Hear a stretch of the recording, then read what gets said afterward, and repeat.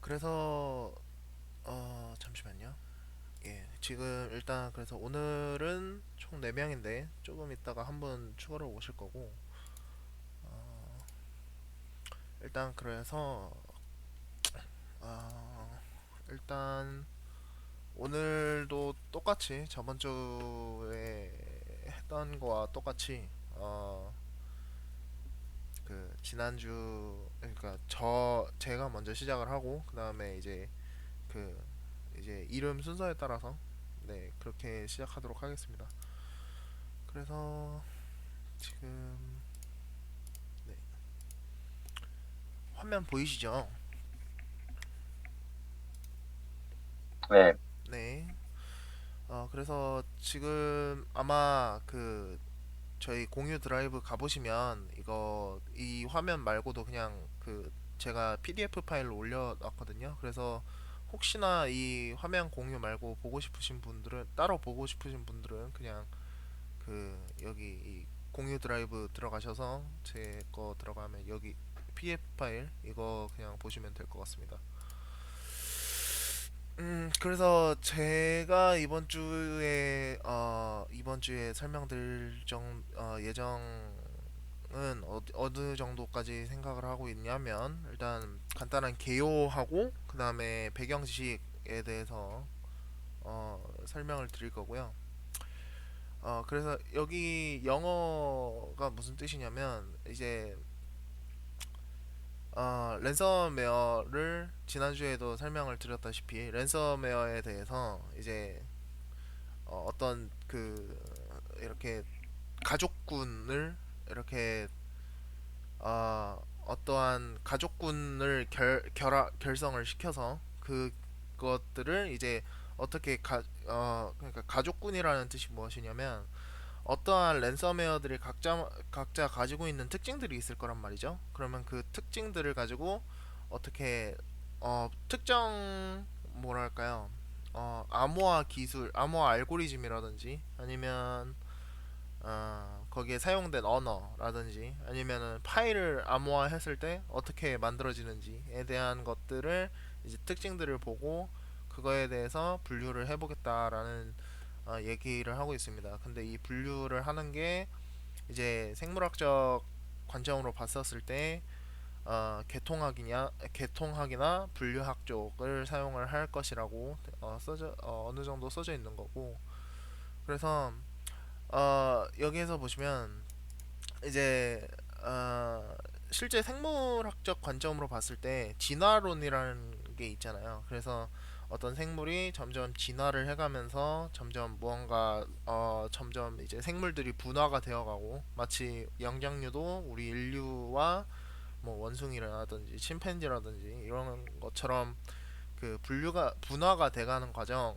그리고 진화가 돼가는 과정이 있는데 그런 것들을 이제 머레어 펑션 그러니까 어떤 특정 악성 코드에 대한 기능이라든지 이런 것들이 점점 진화를 해가는데 이런 것들이 과연 그냥 우리 인간들이 어쨌든 랜섬웨어라든지 이런 악성 코드 같은 경우에는 다 사람들이 직접 생각을 해서 만드는 거잖아요. 근데 이렇게 만드는 것들이 과연 진화론적으로 설명을 했을 때 다른 그 개통학이나 분류학을 다른 말로 하면 진화론적 그 설명을 하고 볼 수 있는데 진화론적 설명을 참고로 이렇게 랜섬웨어를 봤을 때 과연 이게 그 설명이 가능할 것이냐 그러니까 어떻게 진화될 것인지 예측이 가능할 것이냐에 대한 간단한 어, 뭐랄까요 그런 것들을 설명을 해뒀다고 생각을 하시면 될 것 같습니다. 그래서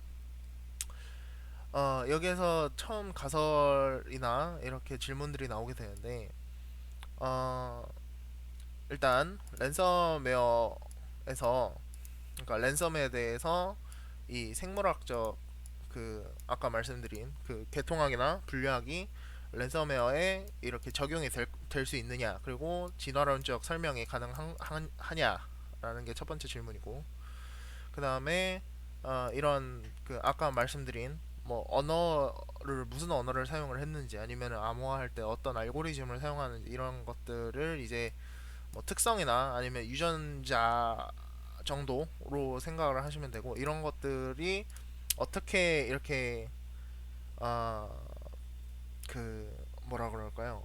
그 특정을 할 수 있느냐, 이렇게 포멀라이즈를 할 수 있느냐, 그런 거를 얘기하고 있고, 그리고 어, 얼리 딕텍션, 그러니까 이거를 제가 아까는 예측이라고 말씀을 드렸지만, 어떻게 보면은 그거를 예측을 한다는 거는 사전에 예방하거나 아니면 사전에 미리 이게 랜섬웨어라는 것을 확인할 수 있도록 하는 거기 때문에, 이런 것들을 이제 시스템, 그러니까 어, 보안 시스템에서 이런 것들을 사용할 수 있느냐라는 것까지 이렇게 가설을 세울 수 있을 것 같습니다. 그래서 어, 여기에서는 어, 메소드, 그러니까 방법에 대해서, 그 실험을 어떻게 할 건지에 대해서 얘기를 하고 있는데, 이거는 선행 연구, 어, 간단한 이론 연구들을 써놓은 거고요.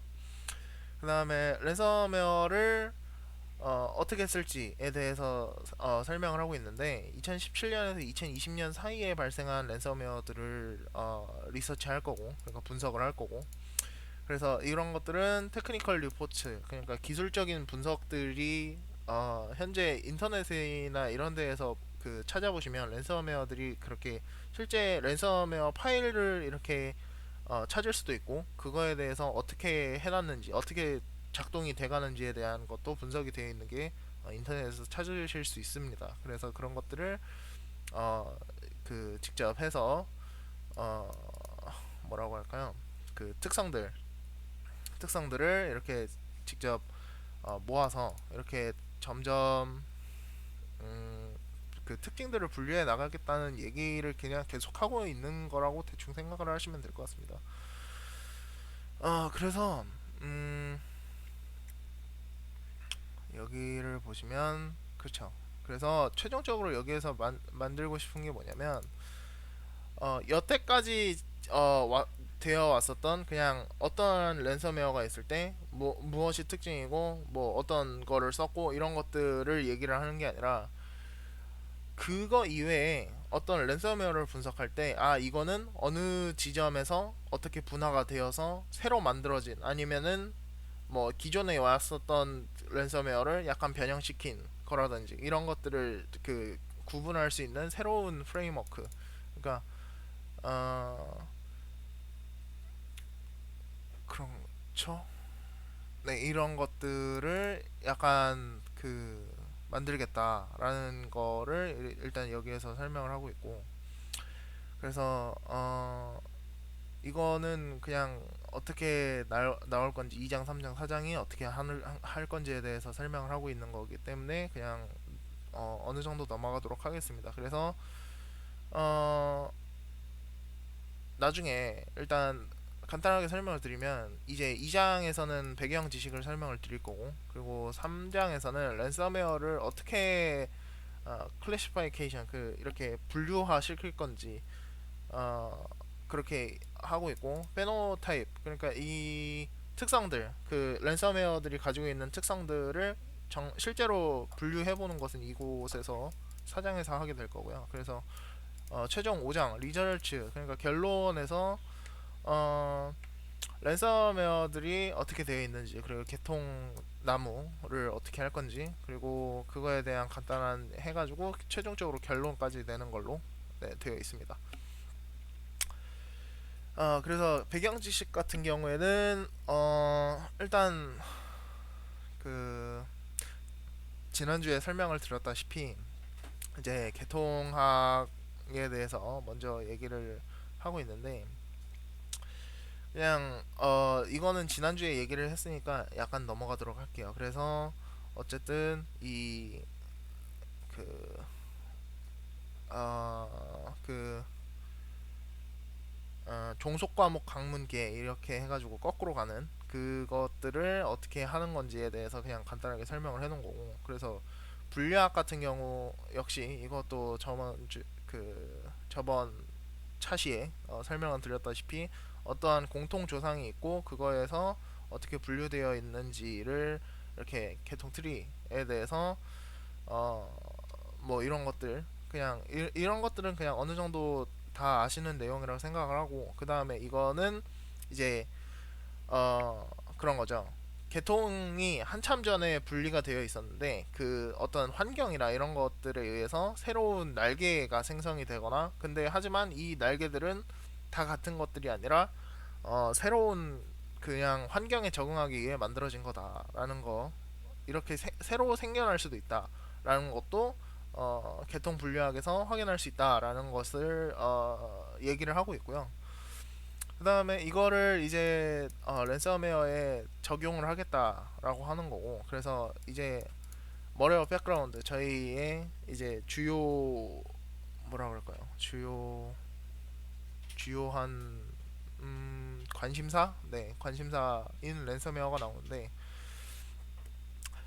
어 이게 여기에서 보시면 이제 돈, 그러니까 화폐, 돈 관련된 얘기가 나옵니다. 그래서 어쨌든 멀웨어, 악성 코드라는 게 발생하고 생기고 나서 계속해서 이제 그 해커들은 이제 어떠한 특정, 뭐 특정 다수든 불특정 다수든 그 사람들에게 해킹이나 악성 코드를 심어서 어떠한 정보나 이런 것들을 빼돌리거나 훼손을 시킨 다음에 그거를 복구할 수 있는 대신 돈을 달라라는 일종의 그런 범죄들을 계속 저질러 왔는데, 이런 것들이 점점 이제 예전 같은 경우에는 그냥 단순히 바이러스라든지 이런 거였는데 이제 현재는 랜섬웨어로 많이 넘어왔다, 랜섬웨어로 많이 바뀌었다라는 거를 얘기를 하고 있고, 어, 랜섬웨어 같은 경우도 저번에 어느 정도 말씀을 드렸기 때문에 그래서 일단 여기로 넘어올 건데, 일단 인크립션, 그러니까 암호화를 하는 거고, 파일들을 암호화해서 어, 뭐랄까요, 그 파일들을 훼손을 시키고, 키는 그 해커 본인이, 크래커 본인이 가지고 있고, 이런 것들을 나중에 파일들이 어느 정도 암호화가 많이 성공하고 나면 그거를 이제 어떠한 창을 띄워가지고 당신의 파일들은 모두 암호화되어 있기 때문에 이거를 그 해커는 인질로 잡고 그 파일들을 복구하고 싶으면 돈을 내라라는 것들을 하고 있죠. 그래서 랜섬웨어가 성공적, 그러니까 랜섬웨어가 효과적으로 나타나려면 어떤 게 있어야 되냐? 먼저 코드 펑셔널리티. 아무래도 암호화를 하다 보면 자연스럽게 컴퓨터의 자원을 잡아먹게 됩니다. 그러면 그 자원을 잡아먹는 만큼 네트워크가 느려진다든지, 아니면은 뭔가 어떤 어떤 업무를 수행하고 있는데 업무 수행 능력이 떨어진다든지, 이런 것들이 분명히 평소와의 차이가 있을 거란 말입니다.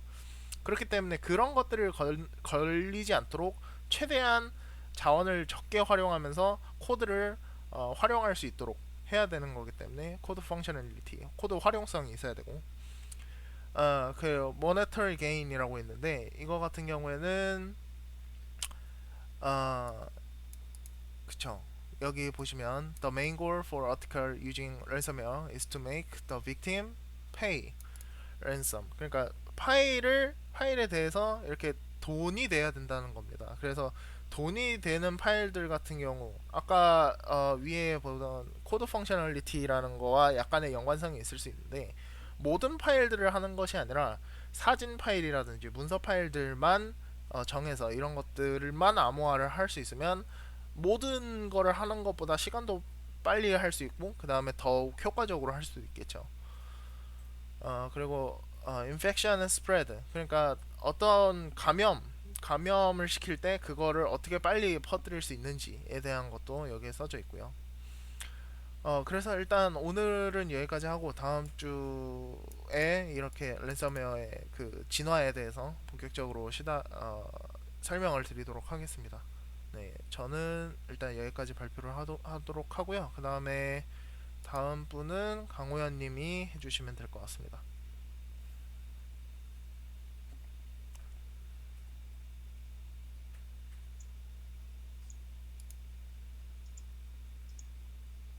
그 참가자 화면 공유를 비활성화했다고 아, 된 인데요.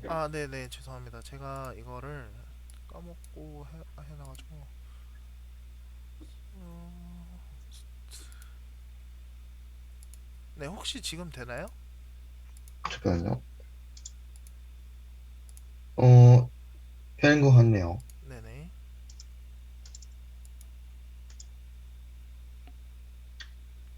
그, 지금 보이나요? 예, 잘 보입니다. 예. 우선 저는 그 지난번에 말씀드렸던 대로 노드 JS하고 그래서 그 기반이 되는 자바스크립트에 대해서 그 간단하게 조사를 해왔어요. 우선 노드 JS란 쉽게 말해서 자바스크립트를 기반으로 브라우저 외부에서 서버를 구축할 수 있게 해주는 프로그램이라고 합니다. 그래서 노드 JS를 쓰면은 기존에는 프론트엔드 개발을 하려면 자바스크립트를 사용하고 백엔드 개발을 하려면 파이썬 등 다른 언어를 그 사용해야 돼서 두 가지 이상의 언어를 사용했는데 노드 JS를 이용하면 자바스크립트로 프론트엔드와 백엔드 개발 둘 다 가능하다고 합니다. 여기서 프론트엔드란 기본적으로 그 사용자들에 보이는 부분, 인터페이스나 UI 그런 부분이고 백엔드 개발 쉽게 말해서 서버를 다루는 부분이라고 알고 있습니다. 그래서 이렇게 노드 JS를 사용하는 기업은 현재 페이팔, 우버, 넷플릭스 등이 있습니다. 왜냐하면 이 노드 JS를 이용하면 많은 양의 데이터가 오가는 환경에서 그 빠르게 처리할 수 있어서 그렇다고 알고 있습니다. 그래서 이 노드 JS의 기반이 되는 자바스크립트란 뭐냐? 우선 이름부터 자바랑 비슷해서 그 자바와 연관성이 있지 않을까? 라고 생각할 수 있지만 우선 기본적으로 이 언어 자체는 그 자바가 유행했던 당시 자바의 인기를 이용하기 위해서 이름을 비슷하게 지었을 뿐이지 그 전혀 관련이 없는 단어라고 그 언어라고 생각하시는 게 편합니다. 우선 그래도 자바와 비교를 해보자면 비교적 문법이 간단한 것이 특징입니다. 가장 대표적으로 자바의 경우 자료형, 예를 들자면 int, 더블, 스트링 등등 다양한 형태의 자료형들이 있고 이 자료형과 다른 형태의 자료를 입력하면은 오류가 발생하지만 자바스크립트는 뭐 정수형, 예를 들자면 1이나 10 이런 걸 입력했다가 나중에 갑자기 그 막 대한민국 이런 글자를 넣어도 오류가 발생하지 않고 그대로 부드럽게 프로그램이 돌아가고 이 언어 자체는 웹 개발을 위해서 그 기존에 있던 자바나 다른 언어들보다 비교적 가볍게 만들어진 게 특징입니다. 그래서 이 자바스크립트를 이용하면 얻는 장점이 뭐냐? 우선 되게 폭넓은 분야에서 사용이 가능해서 이 언어 하나로 뭐 프론트엔드, 백엔드 아니면 뭐 처음부터 끝까지 그 많은 분야를 개발할 수 있게 됩니다. 그리고 두 번째는 사용자 중심 언어라고 비교적 사용자 친화적으로 설계되어서 더 쉽게 개발할 수 있습니다. 세 번째로 이 언어를 표준으로 해서 개발하는 프로그램이나 언어가 많아서 그 다른 프로그램을 사용할 때도 적응하기 쉬운 점이 있습니다. 대표적으로 앞에 그 노드 JS도 이 자바스크립트를 기반으로 만든 언어입니다. 또한 웹 표준으로서 그 널리 쓰이기 때문에 배워두면 어, 여러 곳에서 협업하거나 하기 좋고 그리고 컴퓨터는 컴퓨터 프로그램만 사용하고 폰은 폰 프로그램만 사용하는 경우가 있는 것과 달리 이 자바스크립트를 이용하면 크로스 플랫폼 앱을 만들기 좋다고 합니다.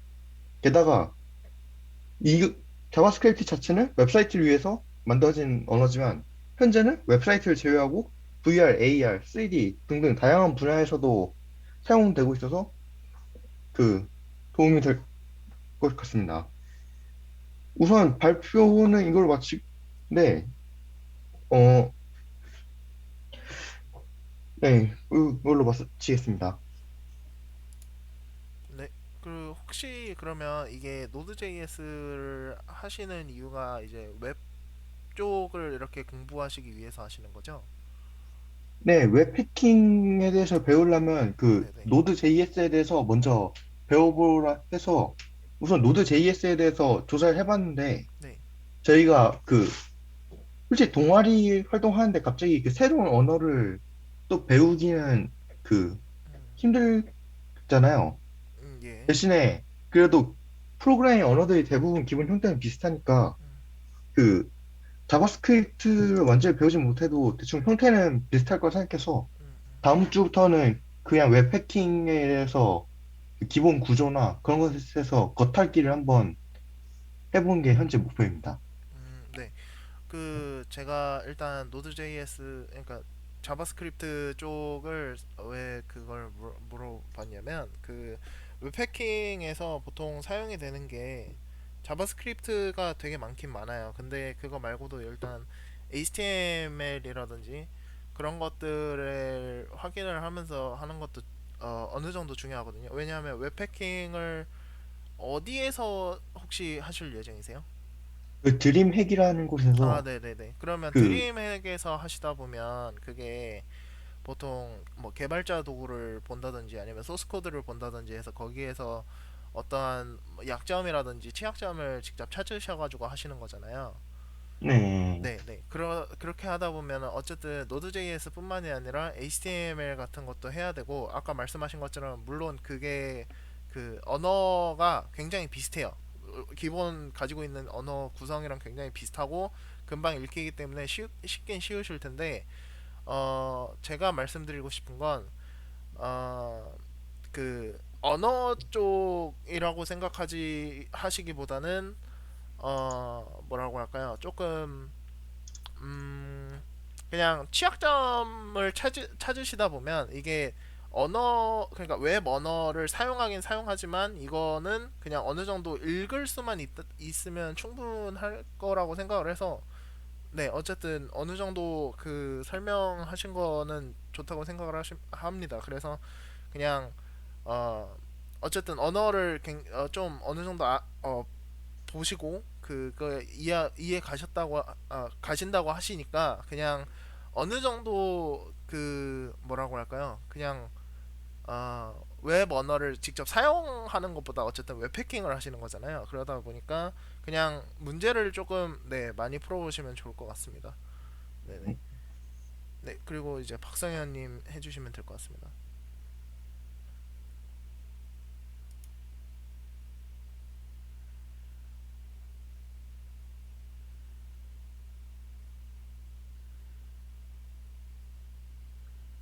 잠깐만요. 네, 네 들립니다. 네.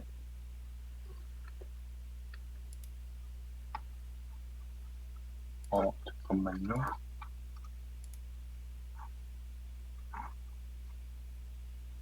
보이나요? 예, 화면 보입니다. 네, 시작할게요. 어, 일단 저는, 소프트웨어학과 2학번 박승현이고요. 이 활동에서 이제 dreamx.io라는 사이트에서 시스템 해킹 그 로드맵이 있는데 그 순서대로 쭉 해보면서, 시스템 해킹의 기초적인 부분에 대해서 좀 알아가 보려고 합니다. 일단 로드맵이 총 이렇게 돼 있는데요. 어, 사실 1학년이 아직 시험 기간이라서 많은 걸 하진 못했어요. 이 빨간색 처리되어 있는 이 컴퓨터 사이언스 백그라운드 부분까지만 일단 공부를 하였고, 여기까지 아마 발표를 하게 될 것 같습니다. 일단 시스템 해킹에 대해서 기초적인 개요를 먼저 말씀드릴게요. 시스템 해킹이란 운영체제 OS나 소프트웨어, 하드웨어에 내재되어 있는 보안 취약점을 해킹하는 것을 말합니다. 인터넷 등지에서는 뭐 포노블이라고 부르기도 한다고 하네요. 그리고 드림핵 IO의 시스템 해킹 강의는 C 언어와 파이썬에 대한 기본적인 이해만 있다면 이해 가능하도록 만들어졌다고 합니다. 저는 어, C 언어 파이썬에 대한 문법은 조금 어느 정도 이해하고 있기 때문에 잘 따라갈 거라 생각하고 이 로드맵을 선정했고요. 일단 리눅스 환경을 구축을 해야 하는데 이제 윈도우 10 이후 버전 윈도우에서는 VM을 따로 사용하지 않고도 WSL2, 윈도우스 서브시스템 4 리눅스 2라는 도구를 이용해서 실습 환경을 구축할 수 있다고 합니다. 그래서 제 지금 현재 노트북 운영체제가 윈도우 11이기 때문에 WSL2와 우분투 18.04 LTS를 설치한 다음에 어, 진행하는 점을 말씀드립니다. 네, 다음으로 소개할 것은 이제 컴퓨터 과학에 대한 이 기본 배경입니다. 어, 일단은 시스템 해킹이다 보니까 이제 컴퓨터 구조에 대한 부분을 뭐 필수적으로 알아야겠더라고요. 그래서 컴퓨터 구조에 대한 부분을 공부해봤습니다. 컴퓨터 구조란 무엇인가? 컴퓨터가 잘 효율적으로 돌아가기 위해서 하드웨어 및 소프트웨어 기능을 보완하고 이들을 구성하는 방법을 말합니다. 컴퓨터 기능 구조에 대한 설계, 그리고 명령어 집합 구조, 마이크로 아키텍처, 하드웨어 및 컴퓨팅 방법에 대한 설계 등이 포함되어 있습니다. 어, 폰 노이만 구조라는 것이 있는데요. 폰 노이만 구조는 연산 제어 저장이 핵심인 그 기능인 그런 구조를 말합니다. 어, 지금 현대 PC로 따져보면 연산 제어로 중앙 처리 장치 CPU를 사용하고, 그리고 기억 장치에는 메모리를 사용하고 있죠. 그리고 장치 간의 데이터나 제어 신호를 교환할 수 있도록 버스라는 통로를 사용한다고 합니다. CPU에는 산술 논리 연산을 처리하는 산술 논리 장치, 그리고 CPU를 제어하는 제어 장치, 그리고 CPU에 필요한 데이터를 저장하는 레지스터 등으로 구성되어 있다고 합니다.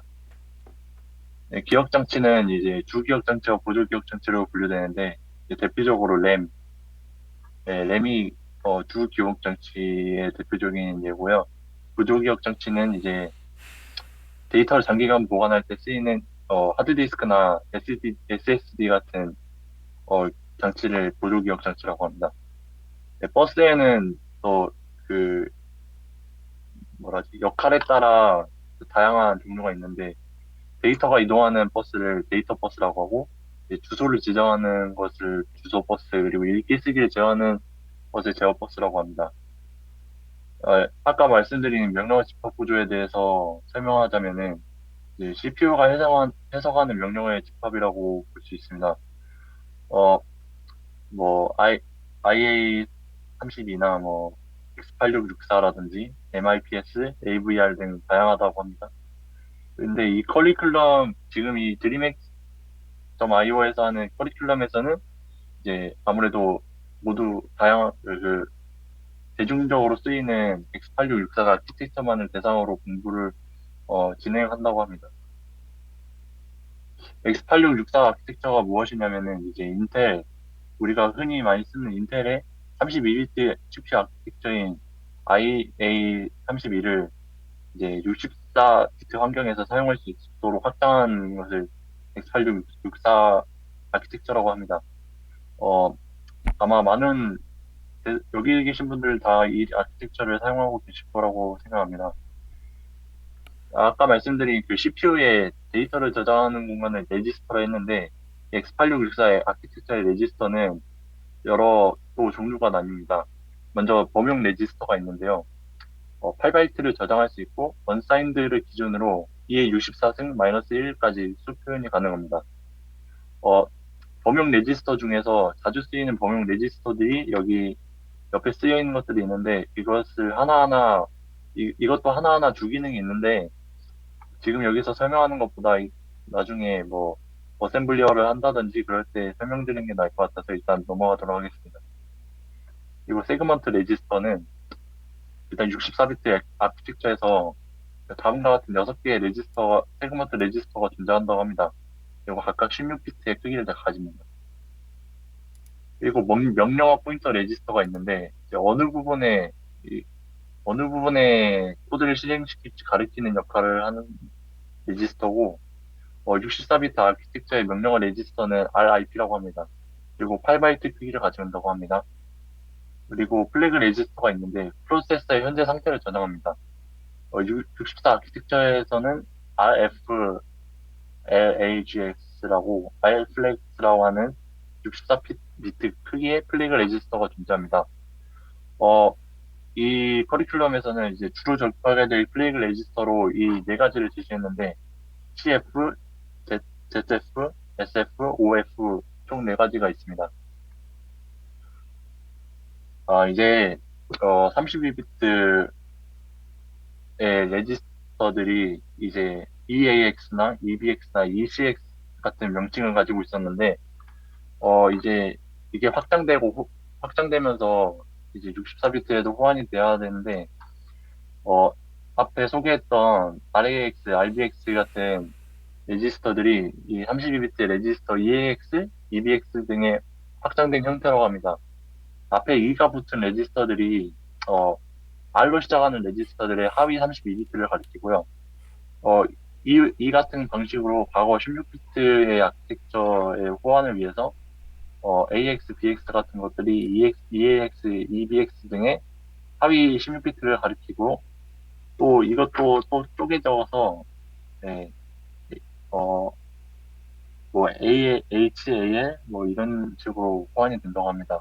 밑에 이 그림을 제가 직접 그렸는데 이 전체 이 빨간색, 주황색, 노란색 이 전체 크기를 RAX의 크기라고 본다면 이 주황색, 노란색 부분이 EAX의 크기고 그리고 AX가 노란색 크기고 여기에서 또 상위 하위로 AH랑 AL로 나뉜다고 합니다. 레지스터 크기가. 그리고 그 커리큘럼에 퀴즈가 있어서 재밌어 보여서 한번 갖고 와봤습니다. 일단 첫 번째 퀴즈인데 어, RX가 다음과 같을 때 AX의 값은 무엇인가? 어, 지금 자료가 이 값이 64비트인데 EAX는 그 하위 32비트를 가리키기 때문에 네, 다음과 같이 하위 32비트 만큼을 지정한다고 볼 수 있습니다. 그러니까 같은 RAX 값일 때 AX 값은 무엇일까 했을 때 이제 EAX는 다음과 같았으니까 AX는 또 거기에 또 하위에 비트죠? 8비트인가? 아무튼 네. 네네네. 네, 아무튼 이 AX는 또 하위 비트를 가리키는 레지스터입니다. AH가 제가 예상하기로는 아마 하위라는 뜻인 것 같아요. 그래서 AX에서 또 하위 비트, 그, 하위 부분을 지정하는 레지스터고, 또 AL은 반대로 로우라고 제가 아마 예상이 되는데, 예, CDEF에서 또 하위 EF를 지정하는 레지스터라고, 예, 퀴즈에서 나왔고, 어, RAX에서 RBX를 뺐을 때 ZF가 설정되었다. 이 제로 플래그라는 뜻이죠. RAX와 RBX의 대소를 비교하시오. RAX와 RBX 값이 같을 때만 이 뺐을 때 0이기 때문에 제로 플래그가 설정될 것입니다. 어, 다음은 리눅스 메모리 레이아웃인데, 어, 세그먼트. 리눅스에서는 프로세스의 메모리를 그 용도에 따라서 5가지의 세그먼트로 분류한다고 합니다. 먼저 첫 번째로 코드 세그먼트. 실행 가능한 기계 코드가 위치하고 있고, 그리고 읽기 실행 권한이 부여되는데, 왜 쓰기 권한이 부여되지 않냐면, 이제 악의적인 코드를 공격자가 삽입할 수 있기 때문에 쓰기 권한을 제거했다고 합니다. 그리고 데이터 세그먼트가 있습니다. 컴파일 시점에 값이 정해진 전역 변수나 전역 상수들이 위치하고 있고, 읽기 권한이 부여되어 있는데, 이 데이터 세그먼트 안에서 또 두 개의 세그먼트로 분류됩니다. 일단 쓰기가 가능한 데이터 세그먼트가 그냥 데이터 세그먼트가 있고, 그리고 읽기만 가능한 리드 온리 데이터라고 해서 로 데이터 세그먼트로 분류됩니다. 일단 그리고 BSS 세그먼트가 있는데 컴파일 시점에 그 값이 정해지지 않는 전역 변수가 위치하고 있습니다. 이는 프로그램 시작 시에 영어로 초기화가 알아서 된다고 합니다. 이는 읽기 쓰기 권한이 부여되어 있습니다. 그리고 스택 세그먼트가 있습니다. 스택이 위치하는 세그먼트이고 10프레임이라는 단위로 사용된다고 합니다. 스택이 그 특이한 게 확장될 때 아래로 자란다고 하더라고요. 그 주소가 더 큰 주소로 확장되는 게 아니라 더 낮은 주소로 확장된다고 합니다. 그리고 스택 세그먼트는 또 읽기 쓰기 권한이 부여되는 세그먼트고 이제 마지막으로 10 세그먼트가 있는데 10 데이터가 위치한다고 합니다. 읽기 쓰기 권한이 부여되고 이제 스택 세그먼트가 낮은 주소로 점점 쌓이는데 이 10 세그먼트는 반대로 쌓인다고 해요. 왜냐면은 그 힙 데이터랑 그 스택 데이터랑 충돌할 수가 있기 때문에 반대로 어, 된다고 합니다. 그리고 리눅스 메모리도 이제 퀴즈가 있는데 A가 위치하는 세그먼트는 이제 A는 이 전역 변수이기 때문에 데이터 세그먼트에 위치하고 있습니다. 또 B가 위치한 세그먼트, B는 B는 또 제 전역 변수이기 때문에 데이터 세그먼트에 위치하고 있고, 그리고 그 두 번째 줄에 보시면은 D 언더바 str이라는 문자열이 있는데, 이 문자열이 위치한 세그먼트는 무엇인가? 이 문자열은 상수 문자열이기 때문에 읽기만 가능한 로 데이터 세그먼트에 위치하게 됩니다.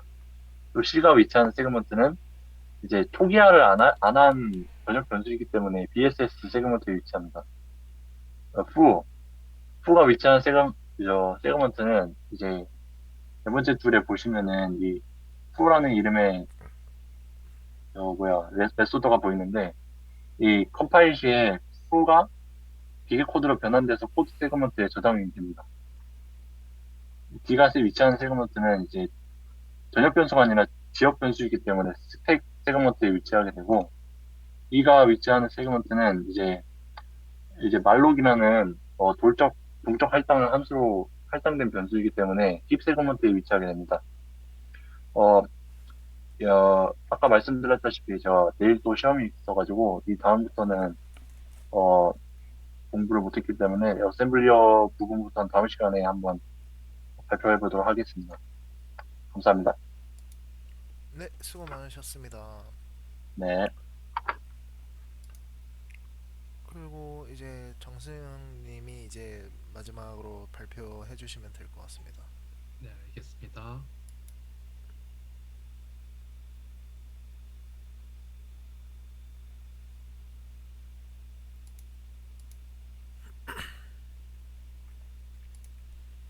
화면, 화면 잘 보이실까요? 예, 잘 보입니다. 네, 그러면 발표 시작하겠습니다. 저는 먼저 우선 발표 주제를 OTP와 공인인증서의 원리와 그것을 직접 구현하는 것으로 정했는데요. 먼저 이번에 저희 발표 중에서 앞부분에서는 OTP에 대해서 이해하고 그것을 구현해 보는 시간을 가지려고 합니다. 그래서 오늘 발표 주제는 OTP의 이해와 원리입니다. 발표 시작하겠습니다. 먼저 OTP의 정의에 대해서 말씀드리자면은 OTP는 원타임 패스워드로 일회용 암호, 일회성을 띠는 비밀번호를 뜻합니다. 그래서 OTP는 다른 인증 방식보다는 높은 수준의 보안을 유지하며 높은 수준의 보안 유지를 유지하며 사용자 인증에 사용되고 있고요. 구체적으로 많이 쓰이는 곳은 저희가 왼쪽에서 그림에서 보다시피 인터넷 뱅킹에서 되게 많이 쓰이고 있습니다. 그래서 OTP가 사용되는 곳은 온라인 뱅킹, 그리고 온라인 게임이 있습니다. 온라인 뱅킹에서는 대부분의 은행이 OTP를 사용하여서 계좌이체 같은 경우에 OTP를 통한 인증 또는 보안카드를 사용한 인증을 하고 있는데 요즘은 대체적으로 OTP를 사용한 인증을 많이 하고 있고요. 그리고 게임 같은 경우에는 이제 넥슨 게임을 하시게 되면은 2단계 인증이라고 해서 넥슨 OTP를 사용하여서 인증을 해서 플레이를 하게 됩니다. 이 인증을 마치지 못할 시에는 이제 게임 내에서 거래가 제한된다든지 조치 등이 취해지고 있습니다. 그래서 저희가 OTP를 사용하는 이유는 무엇인가를 알아보았습니다. 먼저 기존의 인증 방식 같은 경우에는 인증값이 유출되었을 때 그 인증값을 바꾸기 전에는 해킹을 당하기가 쉽다는 문제점을 갖고 있습니다. 예를 들어서 제가 비밀번호 같은 경우를 계속 바꾸지 않는다면은 어떤 해커가 그 비밀번호를 취득하여서 그것을 계속 사용할 수 있다는 문제점이 있는데 OTP는 한 번 생성되면은 그 인증값이 임시적으로 딱 한 번 한해서만 유효하기 때문에 그런 위협으로부터 자유롭다는 장점을 가집니다. 그리고 또 OTP랑 같이 은행 인증에서 보안카드를 사용하는데 보안카드 역시 단순히 이제 수십여 개의 번호를 사용할 뿐이어서 이제 뒤에 있는 사람 같은 경우에서 이제 보안카드 자체가 되면은 여전히 그런 보안카드를 바꾸지 않는 한 그 번호를 계속 쓰면은 이제 유출의 위험성을 가지고 있기 때문에 OTP를 많이 사용하는 추세입니다. 그렇다면 이제 저희가 자주 쓰는 OTP에서 OTP 토큰은 어떻게 구성되어 있냐 하면은 OTP 토큰 내부에 이제 OTP 생성 함수가 내장되어 있고 그리고 내장 시계가 내장되어 있어서 시각에 따라서 원타임 패스워드를 발생시키도록 합니다. 그래서 이제 주로 은행권에서 사용하는 핵심 원리는 이제 동기화 방식으로 시간에 따라서 OTP를 발생시키는 것입니다. 이 조그만 기계에서 어떻게 OTP를 발생시킬까, 어떻게 이제 통신을 할까 했는데 통신이 되는 방식은 아니고요. 이 자체가 이제 서버와 시간이 일치하게 되도록 해가지고 OTP에서 시간에 따라서 이제 그 OTP 발생 함수를 돌려서 OTP 값을 생성합니다. 그러면 이제 사용자로 하여금 은행으로 이제 OTP 값을 입력하게 되면은 은행 서버에서는 그 입력 시간에 맞춰서 또 서버 내에서 자체적으로 그 OTP 시각 값으로 이제 OTP 값을 생성합니다. 그래서 그 시간에 사용자가 생성한 OTP 값과 서버에서 생성한 OTP 값이 같으면은 인증이 완료된 것으로 하는 방식을 사용하고 있습니다. 따라서 은행과 동일한 시간 내에서 암호화된 인증번호를 생성하는 것, 그리고 생성된 번호는 매번 달라야 하는 것이 OTP의 핵심 원리, 동기화 방식의 핵심 원리라고 할 수 있겠습니다. 아까 말씀드린 방식은 시간 동기화 방식인데요. OTP를 생성하기 위해서 이제 입력 값으로는 시각을 사용하게 됩니다. 장점으로는 이제 임의의 입력값이 필요하지 않고 시각을 사용한다는 점에서 이제 사용하기가 간편하고요. 클라이언트와 서버 간에 통신해야 되는 횟수가 적다는 장점을 갖고 있습니다. 또한 이제 다른 여타 OTP 생성 방식에 비해서 이제 피싱에 대해 안전한데요. 이 피싱에 대해서 안전한 것은 이제 서버가 위장을 하고 이제 해커가 서버인 것처럼 위장을 하고 OTP 번호를 하는 그런 개입이 적기 때문에, 그러니까 클라이언트와 서버의 통신 횟수가 비교적 적기 때문에 피싱에 대해 안전합니다.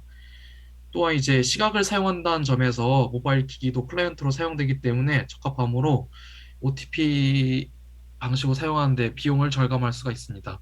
따로 OTP 토큰을 사용하지 않고 스마트폰 자체적으로 이제 OTP 발생할 수 있는 그런 방식을 취할 수 있기 때문에 비용이 절감됩니다.